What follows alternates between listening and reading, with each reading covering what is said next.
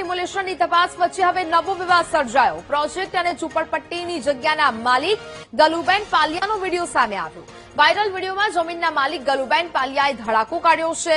માલિકીની જમીન કોર્પોરેશનને દાનમાં આપ્યું હોવાનું ગલુબેને નિવેદન કર્યું। સ્કૂલ બનાવવા માટે જમીન કોર્પોરેશનમાં દાનમાં આપ્યું હોવાનું ગલુબેને નિવેદન કર્યું છે। हमारी जमीनों सूरत मुकामे दस्तीपुरा विस्तार में जहाँ जिल्लानी ब्रिज पसार थाय छे ते एरिया में आवेली छे। एमां घणी जमीनों अमे कोर्पोरेशन ने आपेली छे अने एक जमीन एमने स्कूल बनाववा माटे दान में आपेली छे। जे जमीनों पर छोकराओ वसी गयेला छे। हाल में जे वापो चाली रह्यो छे અને જે બધા સમાજના કહેવાતા આગેવાનો એ લોકોને જે બધી મદદો કરી રહ્યા છે તે પોતાની રોટલી શેકવા માટે છે। બાકી કોઈના પર હમદર્દી બતાવવા કરે છે એવું માનવાનું કોઈ કારણ નથી। કારણ કે આટલા વર્ષોમાં કોઈએ એક પૈસો ખર્ચ્યો નથી કે એ લોકોની કોઈ મદદ કરી નથી। તે મેં મારી નજરે જોયું છે। મારી જમીનો ધરાવવાનો મને એક સિનિયર સિટીઝન અને એક મહિલા તરીકે પૂરો હક છે। ત્યારે મને કોઈ આગેવાનો બચાવવા આવતા નથી। મારી જમીનો પર આટલા દબાણો કોઈએ મને આવીને એક પ્રશ્ન પૂછ્યો નથી કે કંઈક મદદ કરી નથી। તો હમણાં તમારી રોટલી શેકવા તમે શું કામ મને હેરાન કરી રહ્યા છો? જે ડિમોલિશન કરેલું છે એ કોર્પોરેશન પોતે પોતાની જમીનનો કબજો લઈ રહ્યું છે। એમાં કોઈ વિરોધ કરવાનું શું કારણ છે તે મને સમજ પડતી નથી। મને એમ લાગે કે મારી બાકીની જમીનો પર એ લોકોની કોઈ ખરાબ બેનાટ હોવાથી આ પ્રશ્ન ચગાવી રહેલા છે। હું આગામી દિવસોમાં પોલીસ કમિશનર, કોર્પોરેશનના કમિશનર, મુખ્યમંત્રી અને સૌથી પહેલા નરેન્દ્ર મોદી શ્રી સાહેબને મળવા માંગુ છું। કારણ કે જ્યારે મહિલા આરક્ષણ માટે આટલો પ્રચાર થઈ રહ્યો તો એક વૃદ્ધ મહિલાને બચાવવા માટે તમે શું કરશો? નાયબ મુખ્યમંત્રી શ્રી સંઘવી સાહેબને પણ રૂબરૂમાં મળવા માંગુ છું। કારણ કે એ તો સુરતના છે અને એ અમારા ફેમિલી માટે જાણકાર જ છે। તો આ મુદ્દે જ આપણી સાથે જોડાયા છે સંવાદદાતા ધ્રુવ। જે પ્રકારની આ સમગ્ર ઘટના અને હવે સુરતના નાસીનગરમાં જે ભૂતિયા ડિમોલિશન કરી દેવામાં આવ્યું, એક બાજુ જે એસએમસી એવું કહી રહ્યું હતું કે અમે અજાણ છીએ, પરંતુ જે હવે સીસીટીવી સામે આવ્યા છે જુઠ્ઠાણાનો જાણે કે પર્દાફાશ થયો હોય। બીજી બાજુ જે મેન માલિક છે, જે જમીનના માલિક છે, તેમનું પણ હવે એક વિવાદિત વિડીયો સામે આવ્યો છે। એટલે કે આ બંને બાબતોને જો ભેગી કરી દેવામાં આવે તો આખો મામલો હવે ક્યાં પહોંચ્યો છે, શું કહી રહ્યા છે હવે કોંગ્રેસના લોકો, સ્થાનિકો અને જમીનના મેન માલિક?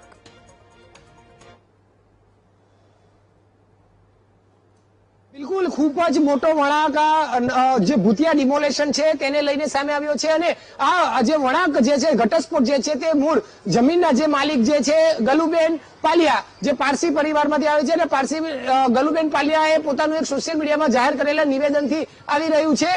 ખાસ કરીને તેઓએ આ પોતાના નિવેદનમાં આપણા ઘરની બહાર જ ઉભા છે, છેલ્લા 2 કલાકથી આપણે તેમના ઘરની બહાર ઉભા છે, અને જે તેમાં નિવેદન સામે આવ્યું છે તેમાં જાણવા મળ્યું છે કે ગલુબેન પાલિયાના આ નિવેદનથી પાલિકાની કામગીરી સામે મોટા સવાલ ઉભા થયા છે। જી હા, સુરત મહાનગરપાલિકાને તેમના કહેવા મુજબ આ જમીન જે છે તે સ્કૂલ માટે દાનમાં આપી હતી અને મહાનગરપાલિકા દ્વારા આ જે ડિમોલેશન કરીને પોતાનો કબજો મેળવી રહ્યા છે તેવું ગલુબેન પોતે કહી રહ્યા છે। બીજી તરફ મહાનગરપાલિકા દ્વારા આ ડિમોલેશન કોણ કરી ગયું તે પોતે જ એવું કહી રહ્યા છે તે અમને ખબર નથી। જો મહાનગરપાલિકાની જ આ જમીન હોય અને પોતે જ પોતાનું જગ્યાનો કબજો મેળવવા માટે ડિમોલેશન કરતું હોય તેવું જયારે જમીનના માલિક કહેતા હોય તો સુરત મહાનગરપાલિકાના અધિકારીઓ શા માટે પોતે અજાણ હોવાનો દોડ કરી રહ્યું છે? ખૂબ જ મોટા સમાચાર હાલ આ સામે આવ્યા છે મૂળ માલિકના નિવેદનથી। બીજી તરફ એ વાત છે કે આ જે અત્યારે ગાડી જોઈ રહ્યા છો, GJ05RY 1518 નંબરની આ જે કાર છે તે બિલ્ડર જે સંજય લાખાણી તેમની આ કાર છે અને આ ગાડીનો અત્યારે જોઈ શકાય છે માલિક, આપણે ઓનલાઈન અત્યારે તેમનો સર્ચ કરવામાં આવ્યું ત્યારે ખબર પડી કે સંજય ગરુભાઈ લાખાણી એટલે કે સંજયભાઈ લાખાણી જે બિલ્ડર છે તેમની આ કાર છે। છેલ્લા 2 થી 3 કલાકથી તેમના આ જે ગલુબેન છે જે નિવાસસ્થાને એકલા રહે છે, મૂળ માલિક છે, તેમના નિવાસસ્થાને તેઓ છેલ્લા 3 કલાકથી મીટિંગ કરી રહ્યા છે। અને મીટિંગ દરમિયાન જયારે અહીં વાત છે ને તે જ દરમિયાન ગલુબેનનો સોશિયલ મીડિયા પર એક વિડીયો સામે આવે છે, જેમાં ક્યાંક શંકા ઉપજાવે તે પ્રકારની વાતો કરવામાં આવે છે. બિલકુલ. વીટીવીની ટીમ અત્યારે આજ ગલુબેનના ઘરની બહાર ઉભા છે. સંજય લાખાણીની પણ આપણે રાહ જોઈ રહ્યા હતા કે બહાર આવે, પરંતુ બંધ બારણે એ જી. પ્રકારની મીટિંગ થઈ રહી છે અને એક વિડીયો સોશિયલ મીડિયામાં વાયરલ કરવામાં આવી રહ્યો છે, જેમાં સંજય લાખાણી ઘરમાં ગયા બાદ આ વિડીયો વાયરલ થયા, ત્યારબાદ વિરોધ કરનારાઓના વિરુદ્ધમાં આખો વિડીયો જે છે તે સામે આવ્યો છે અને અલગ અલગ નિવેદન ખુદ ગલુબેન આપી રહ્યા છે, જેમાં તેઓના જો આ વિડીયોના અંશની વાત કરવામાં બિલકુલ આવે ધ્રુવ. તો કે સુરત જિલ્લાની બ્રિજની પાસે જે જમીન આવી છે એ જમીન સ્કૂલ બનાવવા માટે કેટલીક કોર્પોરેશનને આપી છે અને કેટલીક જમીન જે છે ત્યાં પ્રોજેક્ટ ચાલી રહ્યા છે. હાલ જે ઉહાપો ચાલી રહ્યો છે અને સમાજના કહેવાતા આગેવાનો પોતાની રોટલી શેકવાનો બિલકુલ. આમાં પ્રયાસ કરવામાં આવી રહ્યો છે.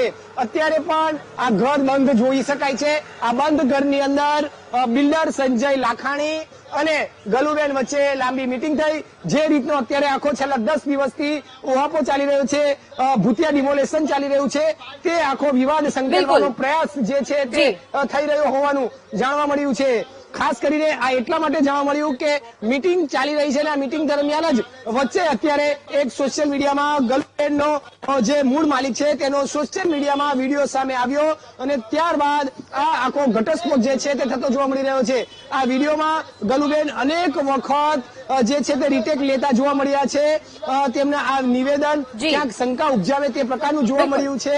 કેટલાક આ વિડીયોમાં કેટલીક વખત તેઓ ચશ્મા પહેરીને આપતા જોવા મળ્યા, તો ઓકે. કેટલાકમાં તેઓ ચશ્મા વગર આપતા જોવા મળ્યા. એટલે વારંવાર રીટેક કરીને ક્યાંક ચોક્કસ ઈરાદાપૂર્વક આ વિડીયો બનાવાયો હોય તે બિલકુલ. પ્રકારનું જોવા મળ્યું છે.